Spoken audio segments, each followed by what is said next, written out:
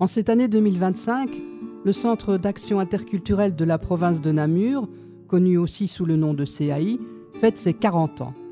ASBL héritière du Centre socioculturel des immigrés de la province de Namur, le CAI est l'un des centres régionaux d'intégration de la région wallonne. Pour marquer cet anniversaire, le CAI vous propose une série de 8 podcasts réalisés en collaboration avec l'Institut d'histoire ouvrière économique et sociale. Chaque podcast revient sur l'une des missions ou activités fondamentales de ce centre qui a placé le concept d'interculturalité au cœur de son travail. Plongez dans ces interviews croisées enregistrées entre le 18 septembre et le 10 octobre 2024.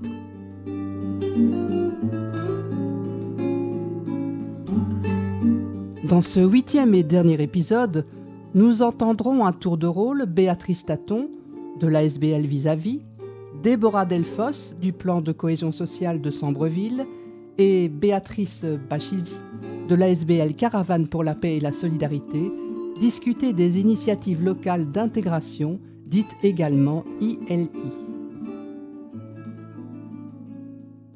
Va être maintenant interviewée Béatrice Taton de l'ASBL Vis-à-vis, parce qu'on va traiter de la thématique des ILI, des initiatives locales d'intégration, qui a un lien fondamental, on va dire, avec l'histoire du CAI. Donc, une de mes questions, c'était quand est-ce que vous avez commencé à faire appel au CAI pour vous accompagner, et de quelle nature, quelle forme a pris cet accompagnement? Oui. Alors, tout au début, c'était très, très important pour nous de nous adresser à un secteur, un pôle d'expertise quand même par rapport à la personne d'origine étrangère, parce que nous, c'était quand même nouveau. Donc, ce qui était important pour nous, c'était ne pas nous tromper dans la lecture de la demande qu'on avait. Il nous semblait qu'il manquait des cours de français, mais entre dire « il nous semble que » et est-ce une réalité ? Et puis, il nous semble que c'est une réalité, mais est-ce que l'offre est manquante ou est-ce qu'il y a déjà suffisamment d'opérateurs qui répondent à la question? Et donc là, je pense que ça a vraiment été le premier travail qu'on a fait avec le CAI, c'était vraiment d'analyser la demande, voir, nous on a envie, mais est-ce que ça suffit pour dire que c'est pertinent? Donc là, on a vraiment pris contact très vite, on a pu aussi déjà avoir accès à leur analyse, à leurs statistiques, à leur propre compte rendu de la situation. Donc ça a déjà vraiment été vraiment le tout premier accompagnement, je dirais. Et puis le réconfort de se dire, oui, on ne se trompe pas. Il y a bien nécessité à organiser plus de cours de français. Et le deuxième point, on ne sera pas seul pour le faire. Parce que là aussi, bien qu'on avait déjà toute une série de pouvoirs subsidiants autour de nous, la région wallonne, l'action sociale, les cours de FLE, c'était encore autre chose. Et l'agrément pour les cours de FLE, c'en était encore une autre. Donc, chaque pouvoir subsidiant fonctionne différemment. Et là, c'était important aussi de savoir dans quoi on s'engageait. Et c'est vrai que lire un décret, je pense que bien sûr que c'est à la portée de tous les acteurs qui sont dans on est formés pour, je dirais, on a ces compétences, mais c'est les finesses qu'il y a derrière. Et ça vraiment, quand on a déjà quelques projets et quelques agréments derrière soi, on se rend compte qu'il y a toujours des choses qu'il faut lire entre les lignes. Et ça, à part les personnes qui sont rodées au décret, voilà, c'est compliqué. Et donc là, c'est vrai que ça nous a aidé à pouvoir dire aussi si on avait les aptitudes, pas seulement en termes de trouver des formateurs ni quoi que ce soit, mais est-ce que la SBL allait pouvoir répondre à toutes les normes d'agrément, prendre le risque d'abord, parce qu'avant d'être agréé, il fallait quand même mener plusieurs années le projet avec moins de garanties. Donc voilà, c'est dans toutes ces incertitudes-là aussi que le CAI a pu nous faire mesurer notre prise de risque, je dirais, voir vraiment vers quoi on s'aventurait, entre guillemets, est-ce qu'on allait pouvoir tenir le coup. Mmh. D'accord. Parce qu'il y avait une des questions, c'était cet accompagnement vous a-t-il été utile et si oui, en quoi? J'entends ce que vous dites, vous y répondez en partie. Et donc, ça a été utile au niveau donc de la législation, de bien lire le décret jusqu'au bout et dans cette dernière virgule, je dirais. Et puis, un soutien aussi parce que quand on doit faire une première candidature, s'adresser directement au cabinet, là aussi, on a besoin d'être soutenu parce que peut-être encore plus il y a 10 ans qu'aujourd'hui, on a l'impression qu'il faut parler le même langage que le cabinet, être quand même dans les attentes de la politique qui est en cours au moment du cabinet en place. Donc là aussi, encore une fois, c'est savoir comment présenter les choses, être soutenu, savoir que on n'est pas seul à aller défendre notre candidature, mais qu'il y a tout ce soutien. Et le crédit aussi du CAI, parce que je pense aussi que une structure comme ça qui est déjà reconnue, je pense que quand elle a un avis à donner, voilà, on sait que c'est un avis qui va être entendu aussi. Donc, c'est un soutien stratégique aussi, je dirais, hein. Au-delà d'un soutien moral, parce qu'il faut des encouragements pour mener le projet, d'un soutien logistique, hein, comme je le disais tout à l'heure, lire un décret, rentrer un dossier, mais il y a aussi toute cette partie-là aussi auprès des cabinets. Et j'imagine que donc en une dizaine d'années, si je comprends bien, cet accompagnement, il dure depuis à peu près 10 ans. Comment est-ce qu'il a évolué au fil des années ? En quoi vis-à-vis de quoi il s'est réadapté et pourquoi? Alors, je vais parler peut-être plus vraiment par rapport à vis-à-vis. C'est vrai qu'au départ, nous, les contacts qu'on a eus avec le CAI, c'était des contacts très individualisés, entre guillemets, puisqu'il s'agissait d'un accompagnement effectivement individuel. Et puis, petit à petit, on s'est ancré aussi dans un réseau de partenaires, hein, dans un réseau d'opérateurs ILI. Et là, voilà, c'est vraiment nous faire entrer plus dans un accompagnement individuel, mais dans un accompagnement collectif. Parce que le CAI, il est moteur de la plateforme FLE. Il est aussi actif au niveau du plan de cohésion sociale, du PLI. Donc, d'emblée, c'est vrai que c'est un acteur qui nous conduit de l'individuel vers du collectif. Et donc, voilà, ça, c'était important. Et puis, je dirais non seulement individuel, collectif, mais même communautaire. Communautaire, comme on l'entend, où on n'est pas seulement à plusieurs acteurs qui font la même chose, mais c'est surtout savoir quel impact on a sur la communauté, enfin voilà, communautaire dans ce type-là. Et là aussi, avec le CAI, le fait de faire partie d'un réseau de partenaires, de savoir qu'il va y avoir des actions qui sont menées, pas seulement en tant qu'opérateur ILI, mais que ça va plus largement. On a aussi l'impression qu'on dépasse l'individuel, le collectif, mais qu'on touche à du communautaire aussi.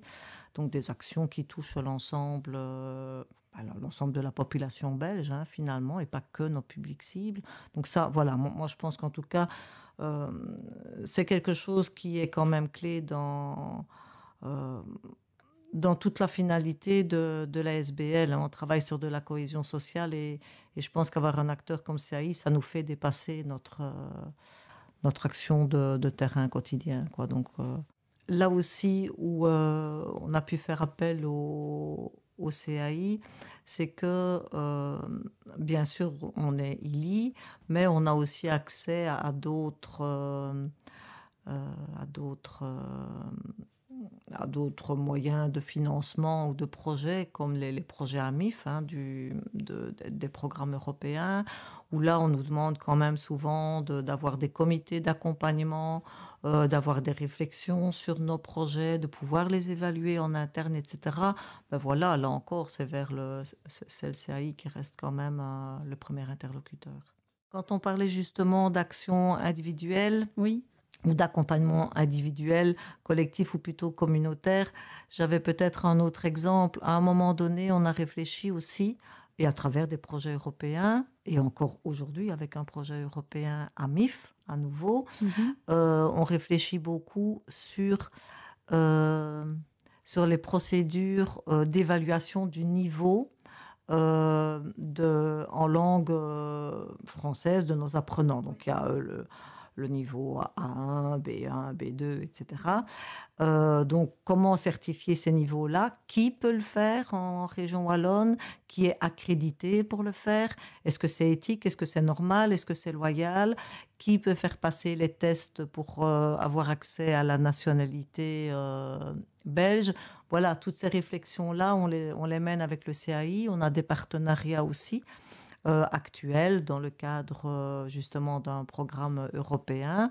Et c'est un programme qui touche justement aussi tout l'enjeu de qui peut certifier quelqu'un en langue française pour qu'il ait accès à la nationalité belge.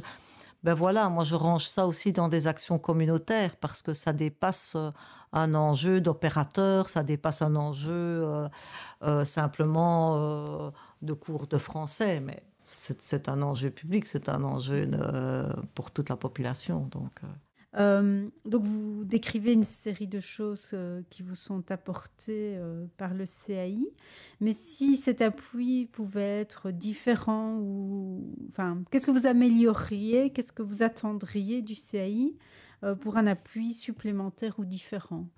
Aujourd'hui, c'est vrai que j'aurais du mal à répondre parce que, voilà, comme je viens de l'expliquer, sur les différents axes dans lesquels on travaille, ils sont là, je dirais. Ça répond à votre demande pour le moment. Voilà, ça répond à ma demande. Donc je pense que le problème qu'on peut rencontrer, ce serait plus un problème logistique, mais qui est commun à tous les opérateurs. C'est savoir que dans toutes les structures, il y a un turnover.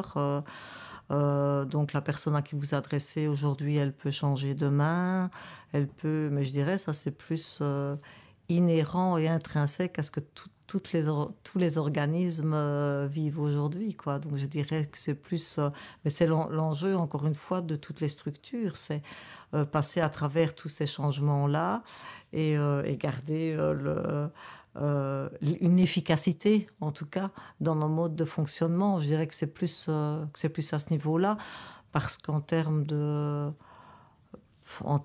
d'appui, je pense que on a balayé un peu tout ce qu'on pouvait balayer.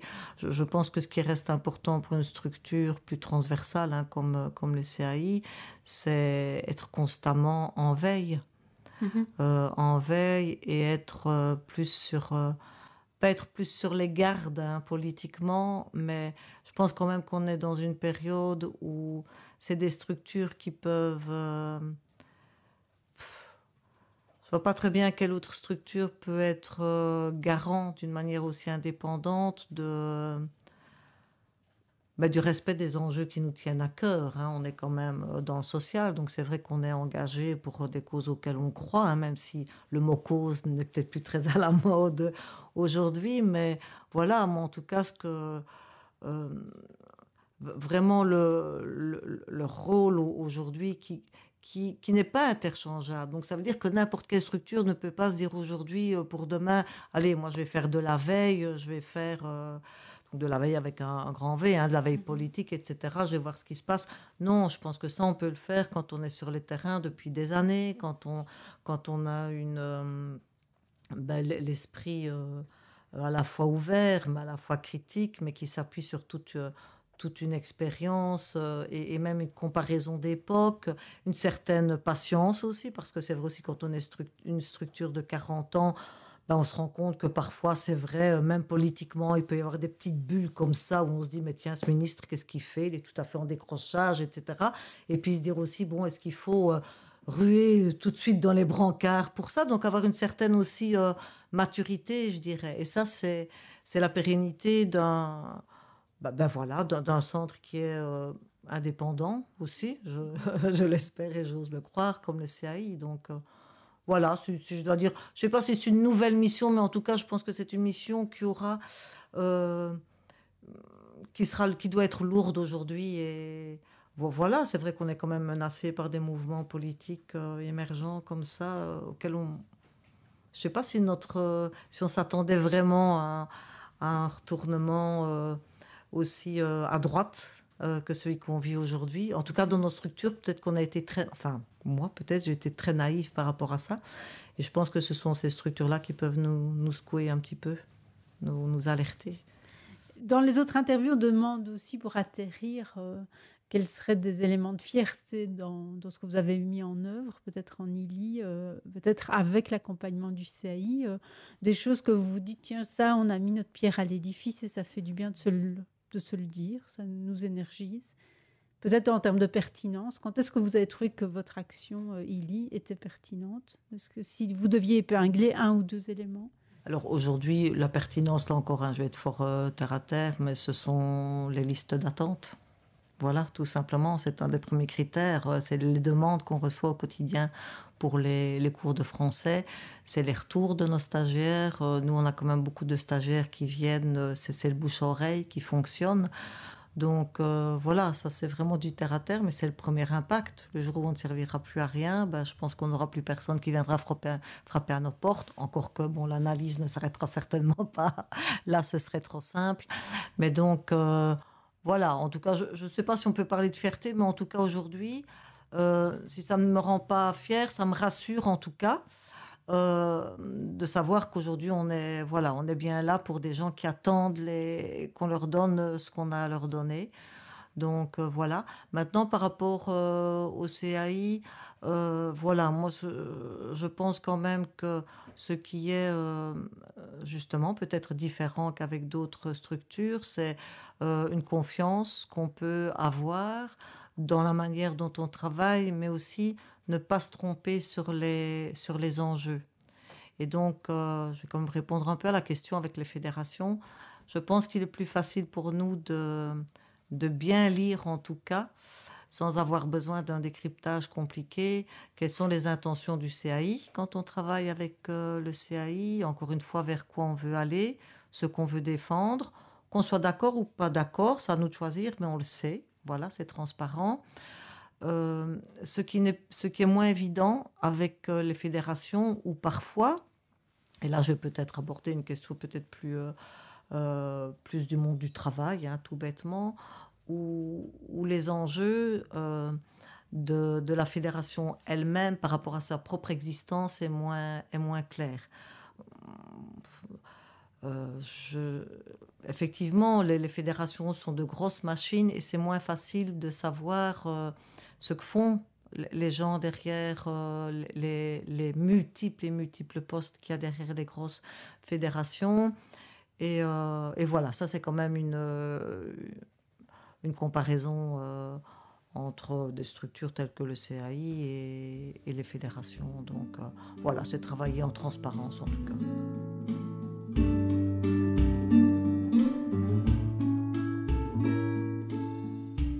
Moi, je m'appelle Delphos Déborah. Je travaille au service de cohésion sociale de la ville de Sambreville, dans le cadre du PCS, donc du plan de cohésion sociale. Je suis chargée de projet depuis 1 an et 10 mois à peu près. Avant ça, j'ai travaillé dans une structure, donc une des cellules pluridisciplinaires qui avait été créée notamment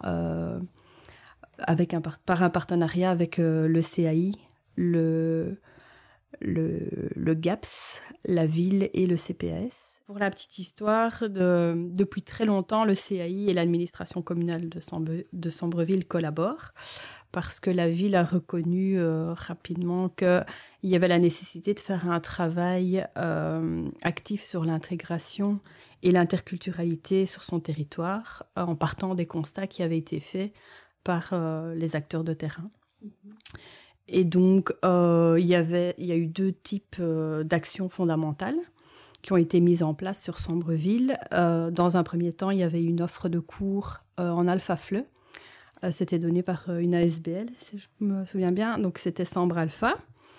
Et dans un deuxième temps, il y a eu donc la médiation interculturelle qui a eu lieu sur Sambreville. Et donc, le CAI avait détaché un de ses membres dans notre cellule, dans mon ancienne cellule, donc qui s'appelait l'Entrain. Et donc, il y avait de la médiation interculturelle.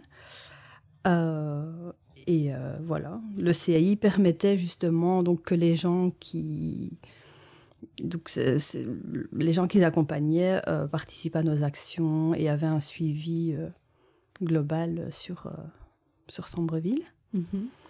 Et un autre exemple, mais ça remonte donc il y a déjà 20 ans. C'est en 2004, il y a eu un travail de collaboration entre le CAI, la commune de Sambreville et la communauté musulmane qui a permis de créer des parcelles dédiées à l'inhumation de leurs défunts. Donc voilà, ça témoigne vraiment, c'était en 2004, donc d'une collaboration solide et ancrée dans le temps. Mais aujourd'hui, Lily, à Sambreville, dans votre structure, peut-être quand même vous demandez quelle forme ça prend et en quoi le CAI vous accompagne dans ces formes que prennent Lily.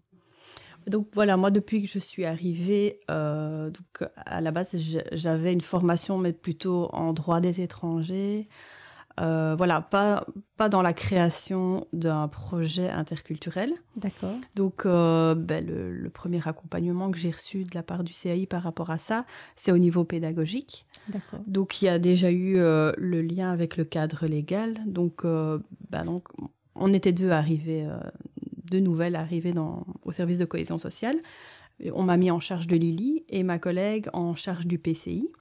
Et donc, il a fallu nous expliquer un peu le décret, le cadre législatif et nous former pour pouvoir créer un projet qui ait du sens. Et donc, dans ce sens, le CAI nous a vraiment aidés pour l'information, pour les critères d'accès aux agréments, par exemple, pour une aide pour la rédaction et la relecture de nos projets, voir si on était vraiment dans un projet interculturel ou si c'était pas vraiment ça. Oui, ça incluait des personnes de diverses origines, mais ça venait pas forcément d'eux, donc on n'était pas dans l'interculturalité. Et donc ça, c'était plutôt au niveau pédagogique. Donc il y avait ces questions sur quelle forme prend l'accompagnement du CAI. Vous y avez en partie répondu. En quoi ça vous a été utile. Vous parliez aussi d'interculturalité. Est-ce que vous connaissiez déjà, est-ce qu'on vous a formé sur ce concept? C'était quelque chose de nouveau pour vous et que le CAI vous a apporté? Oui, tout à fait. Donc c'est aussi un des accompagnements qu'on peut recevoir, que le CAI nous a fourni, c'est l'accès à un catalogue, une offre de formation assez importante. Et donc, j'ai fini la semaine passée le 2e module, donc apprendre à réaliser un projet interculturel. Donc, parce qu'il y avait un premier module, un 2e module. Et donc, depuis l'année passée, je me forme pour que mon futur projet soit vraiment... que j'ai bien compris toutes les tenants et les aboutissants d'un projet interculturel. Et donc, voilà, je suis quand même pas mal de formations au CAI, parce que l'offre est quand même assez importante. Pour ce que je suis en train de faire pour Lily de cette année et de l'année passée, c'était surtout un travail en réseau avec les autres initiatives locales de Sambreville, notamment celui du CRAX et du GAPS. Je trouve qu'il y a une belle synergie qui est notamment créée par le travail que fournit le CAI, parce qu'ils font des plateformes où tous les opérateurs qui sont ILI, qui reçoivent un ILI, sont invités, on peut échanger sur les bonnes pratiques.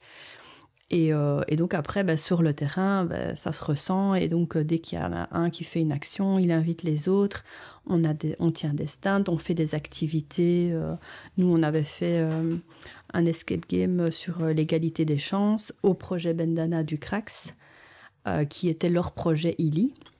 Et cette année, ils font un plus petit projet, mais ça part des étudiants du collège Saint-André d'Auvelais qui veulent travailler l'interculturalité. Et donc, le CRAX travaille sur cette thématique dans le cadre de leur ILI et ils nous ont invités également à participer. Et donc, on va aussi travailler avec les jeunes sur cette thématique. D'accord. Ils vous aident à tisser du lien, on dirait. Voilà, tout à fait. Créer des synergies. Oui, surtout au niveau des formations. Ce qui m'a marqué, c'est vraiment donc, la formation sur l'interculturalité, le module 1 et même le 2, le regard. Donc c'est Véronique Bourgeois qui fait ces formations. Et j'aime beaucoup ce qu'elle fait, cette manière qu'elle a de nous apprendre à nous décentrer et de voir les choses d'un autre angle. Et voilà, je trouve qu'elle m'a beaucoup apporté au travers des formations. Et si vous deviez encore améliorer ce que le CAI vous apporte en tant qu'ILI, de quel appui supplémentaire vous auriez besoin? Qu'est-ce que vous ajusteriez? Là, c'est plus donc, dans le cadre de l'ILI. Si l'année prochaine, on a la chance d'être agréé, ça va être un projet donc, qui sera plus ponctuel. Ici, c'est des projets annuels. Donc, ça va être plus long. Et donc, peut-être un suivi un peu plus... un renforcement, en fait, de l'accompagnement, notamment en termes d'évaluation et de recadrage du projet. Si à un moment, on voit que... Enfin, au niveau de... Voilà, évaluer les actions pour voir si elles sont vraiment pertinentes et peut-être nous aider. Il faut peut-être recadrer dans ce sens-là ou dans ce sens-là. J'avais aussi noté quelque chose, plutôt un soutien à l'innovation pour les projets. J'avais noté donc... le CAI pourrait nous aider à identifier les bonnes pratiques, à intégrer des technologies ou à développer des initiatives originales qui répondent aux enjeux contemporains en fait, de l'intégration. Et c'est vraiment innover, quoi. Sortir les projets similaires un peu partout. Essayer et vous avez une petite idée sur ce qui serait novateur? Non, pas encore, mais peut-être que justement... le CAI aurait peut-être vraiment l'innovation, quoi. Essayer de... Parce que voilà, l'ancienne cellule dans laquelle je travaillais, donc l'Entrain, le CAI a été un des services qu'il a mis en place. Il n'existait pas, c'était vraiment un projet pilote et il a très très bien fonctionné. Et donc parfois, quand on crée quelque chose de totalement nouveau, qui n'existe pas, ça peut vraiment... faire la différence et apporter quelque chose. Vous rêveriez de créer quelque chose de neuf qui apporte un plus. Voilà. Ok. Quelque chose qui a du sens, en tout cas. Et qu'est-ce qui aurait du sens? Il faut que je le découvre en partant du terrain, à partir de la parole des citoyens. Mais alors, dans ce secteur des ILI, quels enjeux, quels défis est-ce que vous identifiez aujourd'hui? Pour l'interculturalité, au niveau des enjeux, moi je dirais qu'on est plutôt sur la lutte contre le racisme, les discriminations et la polarisation de la société. Je me dis que, notamment avec les réseaux sociaux et certains discours, la société se polarise de plus en plus. Et donc l'idée, c'est qu'avec un projet interculturel, c'est de réouvrir les échanges entre les communautés, faire des ponts, discuter pour justement que cette polarisation diminue. Et donc vraiment lutter aussi contre le racisme, les discriminations. Je pense que c'est un enjeu majeur de nos sociétés actuellement. Parce qu'à Lily, à Sambreville, vous êtes là seulement depuis un peu plus d'1 an, mais à Sambreville même depuis bien plus longtemps, j'entends. Oui. Et par rapport à ces enjeux, vous sentez une évolution sur ce territoire-là? Non, de manière plus globale. Oui, c'est plus... les discours, je trouve que la parole se désinhibe sur les réseaux sociaux. Et donc, on voit quand même que la parole se libère et des propos qu'on aurait stoppés avant ne sont plus stoppés.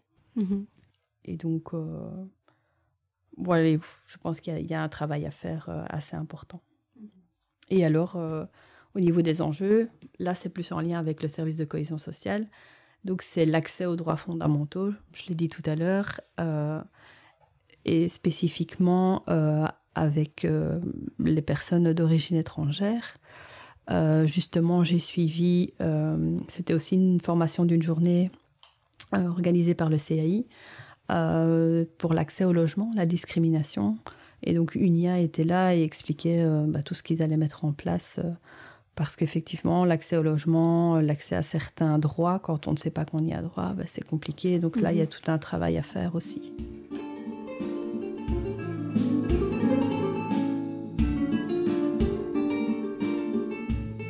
Et voilà, je m'appelle Béatrice Bachizi. Je suis belge d'origine congolaise.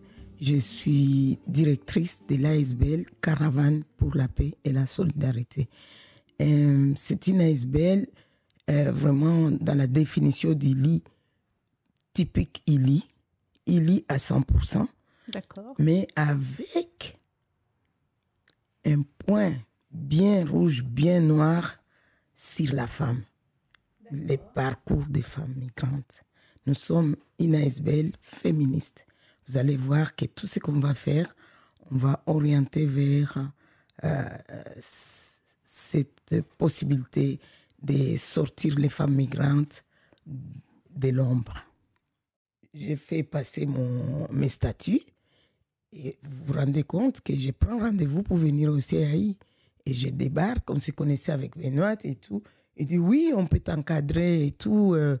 Et donc l'aventure a commencé comme ça. Dès le début de Caravane, en 2007 où ça passe au Moniteur belge, et en 2007, je suis prise en charge par le CAI.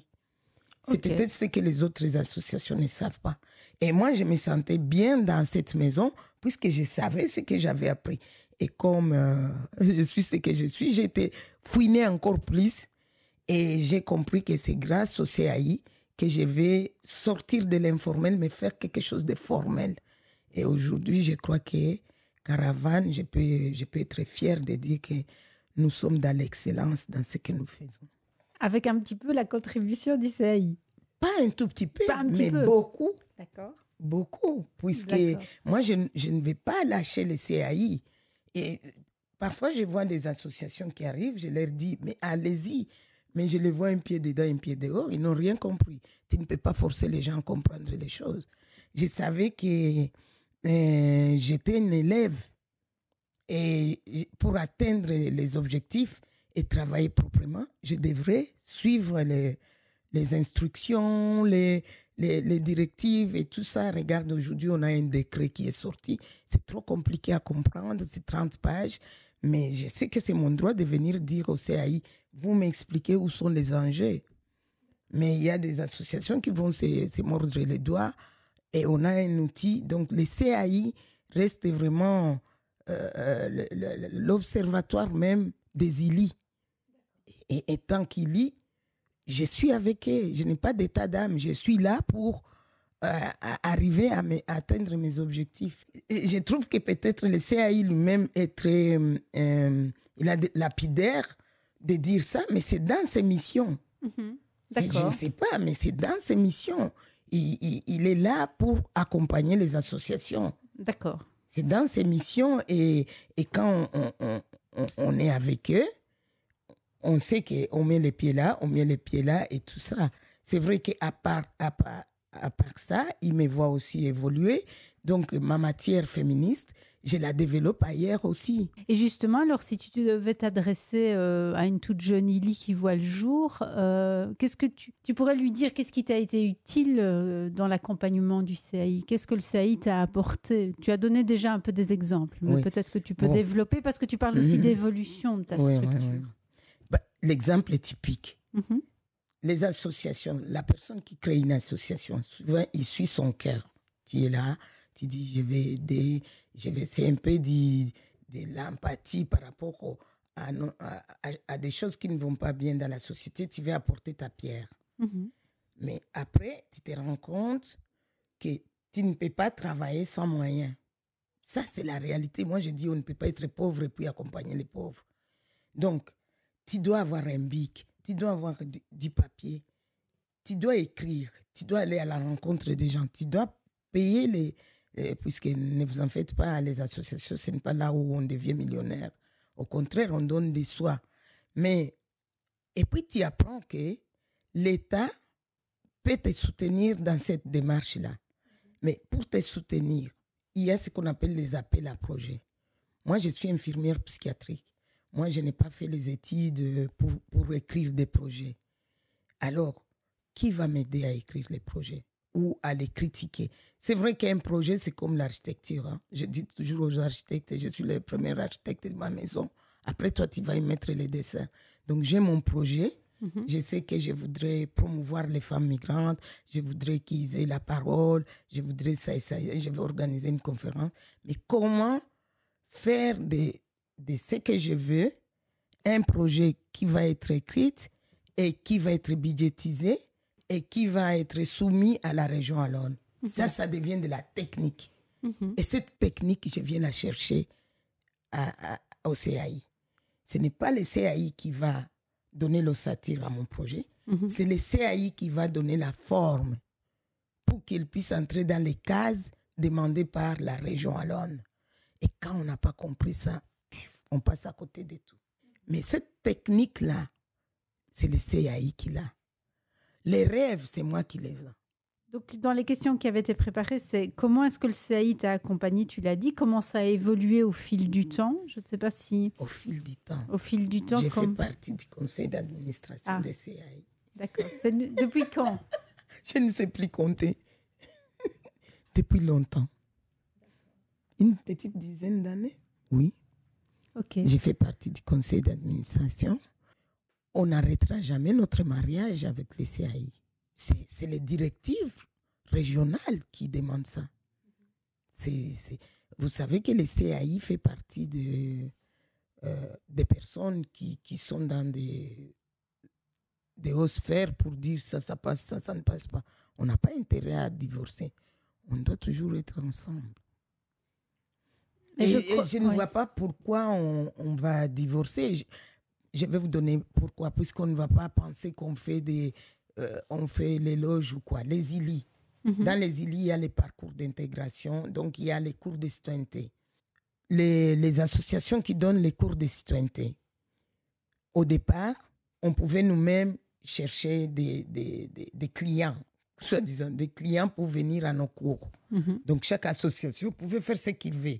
Et je sais, tout au début, donc je pouvais avoir 20 personnes et l'association à côté, qui a aussi la possibilité de faire, n'a que 2 personnes. On peut dire, moi, comme je suis ici des subsahariennes, je fais du tam-tam, je peux avoir les gens qui vont venir et tout ça. Mais le CAI a centralisé. Il a centralisé cette histoire-là. Au départ, on ne comprenait pas bien, je me suis laissé aller. Il a centralisé, il a créé une plateforme citoyenneté. Nous sommes, toutes les associations qui font la citoyenneté, nous sommes sur cette plateforme, n'est-ce pas? Et à partir du CAI, qui va recevoir les primo-arrivants, les ceci, les cela, c'est lui qui fait tout le travail de nettoyage. Et imaginez que moi, si j'ai dit au CAI, j'ai dit à Catherine, je vais donner mon cours de citoyenneté de telle date. Ici, on va les donner du 12 au 20. J'envoie seulement les dates. J'ai dit, moi, je suis organisée. Nous donnons nos cours de citoyenneté du 12 au 24, disons, octobre. J'envoie les mails à Catherine, qui est la coordinatrice pour la citoyenneté. Et je reste tranquille. Elle m'envoie la liste de 15 personnes qui vont participer à mon cours. C'est génial, c'est ça la continuité, ça nous allège aussi. Donc, ils ont fait un travail en amont et nous recevons seulement après, on se complète et puis nous, on envoie. Je trouve ça génial. C'est grâce à... Donc, le CAI a ce rôle-là d'amener les associations, de travailler ensemble sans se bouffer ou c'est faire de la concurrence ou de l'ombre. Oui. Moi, je trouve ça génial. Je ne sais pas comment dire. Ça, c'est un exemple. C'est vraiment chouette, n'est-ce pas? Oui, dans ce que tu dis, on sent à quel point c'est donnant-donnant. Non seulement il t'apporte des choses, mais toi, tu apportes aussi. Enfin, moi, j'avais une question qui me venait en t'écoutant. C'est, tu as commencé en disant, moi, je suis une ILI et je suis aussi une assoce féministe. Donc, tout ce qui est-ce qu'on peut dire que tu as pu faire remonter aussi les besoins spécifiques aux femmes dans les différentes plateformes? Est-ce que ça a été un endroit de porte-voix ou de porte-revendication? Je ne sais pas, peut-être que je pose mal la question. Non. C'est-à-dire que, je vais vous donner un exemple. Nous allons vers le 8 mars, Oui. Journée internationale. À la caravane, nous travaillons vraiment en ligne de temps par rapport aux dates, aux événements. Le 8 mars, c'est la Journée internationale de lutte contre les racistes et des droits des femmes. Le 8 mars, Journée internationale des droits des femmes. Nous sommes impliqués jusqu'au niveau international avec cette histoire-là. Nous faisons partie d'autres plateformes pour amener ça, n'est-ce pas? Oui. Bon, le 21 mars, Journée internationale de lutte contre le racisme. Voilà. Nous, à la caravane, on va être très attentifs, que ce soit pour le racisme qui touche les femmes, que ce soit pour le 8 mars, les droits des femmes. Vous voyez, ça ne nous empêche pas. On va être autour de la table avec une autre association qui s'occupe de la jeunesse. C'est la jeunesse. Et nous, c'est les femmes. Et c'est ça l'enrichissement de la plateforme. On ne doit pas tous avoir la même couleur. On peut dire aussi un autre aspect. Les ASBL n'ont pas beaucoup de moyens. Par exemple, je me souviens tout au début de mon ASBL, tout ce qui est publicité, flyers, annonces, ça se faisait ici avec Émilie et les autres, et avant même Émilie. Donc, les CAI aussi aident les ILI à faire cette visibilité. Quand ils publient, vous aviez un journal là qu'on appelait comment encore? Horizon. On a eu des premières pages à l'Horizon pour promouvoir une petite ASBL qui commence et tout ça.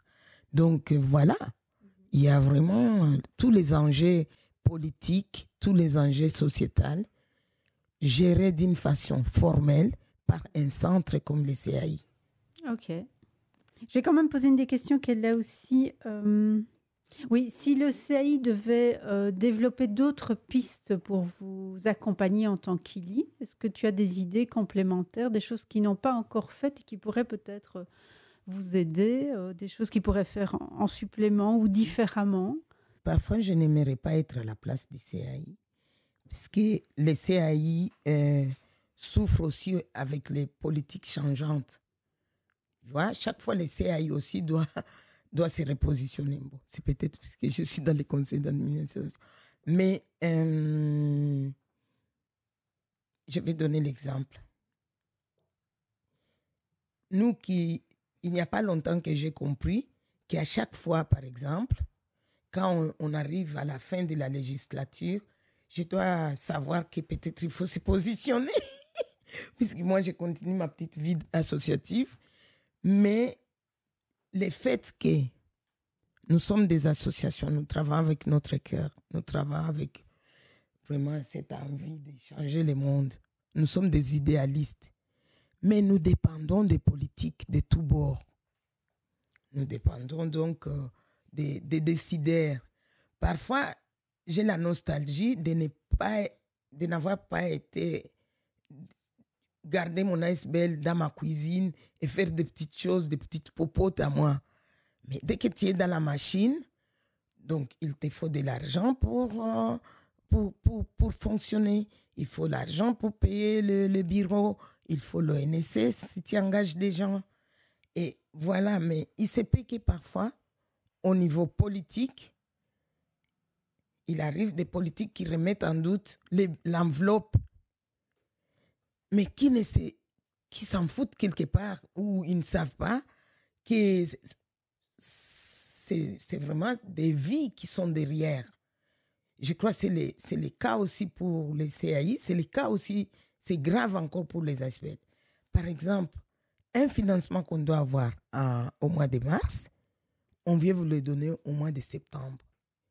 Entre les deux, vous pouvez vous flinguer, vous avez des jeunes gens qui veulent travailler avec vous, qui croient en votre projet, mais qui doivent vivre, qui doivent manger. Alors, souvent, on se retourne vers le CAI. Qu'est-ce qui ne va pas? Pourquoi est-ce qu'on n'a pas le financement? Et parfois, le CAI se retrouve et ça peut remettre en cause son encadrement. Pour des jeunes, j'imagine des jeunes associations, ils vont pointer les doigts en disant oui, et quoi, vous tirez la couverture vers vous, et nous, on nous laisse là-bas, et tout ça. Et donc, leur rôle est mis à mal par les politiques. Comment est-ce que les CAI, et il y a aussi de la concurrence. Il y a aussi ce qui... Les politiques mettent les gens en concurrence quelque part. Puisque la structure CAI, comme je vous ai dit comment il m'a accompagné, aujourd'hui, il peut être mis à mal par une fédération, par un truc, par quelqu'un d'autre qui va dire c'est moi qui vous porte maintenant. Des choses comme ça. C'est vraiment... Ce n'est pas acquis, quoi. Je ne sais pas si je me trompe, mais ce n'est pas acquis. Et je vois vraiment Benoît se mordre les doigts en disant qu'est-ce que demain je vais dire aux assos, quoi. Ou bien Abder qui rase les murs puisqu'il n'a pas de réponse. Tu vois? Et à ce moment-là, où on échappe un peu, par exemple, nous, on a eu la chance d'avoir quelqu'un qui nous a dit, après cette législature, vous risquez de mourir. Et on s'est regroupé en Copili, donc une coupole qu'on a créée rapidement, en disant, avant de mourir, on va essayer de se battre. Voilà. À ce moment-là, nous échappons même au CAI. Nous devenons un peu comme des rebelles. Ok, mais il y avait une question comme ça. Est-ce que vous êtes affilié à une fédération d'employeurs Jamais. ou bien à une coupole? Et quelle différence vous faites avec l'appui que le CAI vous apporte? Mais tu y réponds en partie. Hein, mais... En effet, moi, jusque-là, je me contentais des CAI. Je n'ai jamais pensé à aller chercher une fédé, puisque moi, j'ai les portes ouvertes ici et j'étais là où les choses se passent, quoi. D'accord. Parce que moi, j'ai compris la philosophie depuis. Je crois que Benoît est en train de s'étonner, mais j'avais vite... Je suis une fille qui est trop curieuse et j'aime aller regarder vraiment de près et j'aime faire les choses bien. Et donc, pour moi, j'ai été portée 20 ans maintenant avec les CAI. Je n'avais besoin de personne, mais il y a 4 ans maintenant, et donc depuis 2019, j'ai senti le besoin d'aller loin, de dire non, même le CAI, il est mis à mal avec ça, on lui empêche de faire, quelque part on vous empêche de faire votre boulot comme il faut, puisque si ce n'était que nous encadrer, créer nos plateformes et nous amener à donner l'excellence de nous-mêmes, oui, mais les dangers liés à ces histoires politiques et aux gestionnaires des fonds fait que à un moment donné, c'est quelqu'un qui était bien placé qui nous a dit attention, après 2023, ça va chauffer. Quels sont les défis aujourd'hui dans le secteur des ILI? Quels sont les enjeux? Quels sont les combats à mener peut-être selon... Les enjeux aujourd'hui, c'est de lutter contre la disparition de notre métier et de notre combat et de notre place. Puisque si les politiques actuelles veulent maximiser les capitales, maximiser les côtés capitalistes, les ILI risquent une disparition. Donc on doit vraiment tenir bon.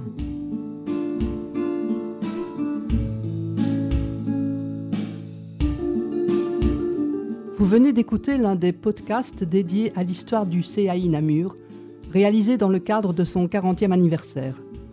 Le CAI Namur et l'IHOES remercient chaleureusement l'ensemble des personnes qui ont participé à la réalisation de ces capsules sonores, que ce soit à travers leur voix, leurs paroles, leurs souvenirs ou en tant que personnes ressources. Retrouvez l'ensemble de ces podcasts ainsi que toutes les activités du CAI sur le site web www.cainamur.be.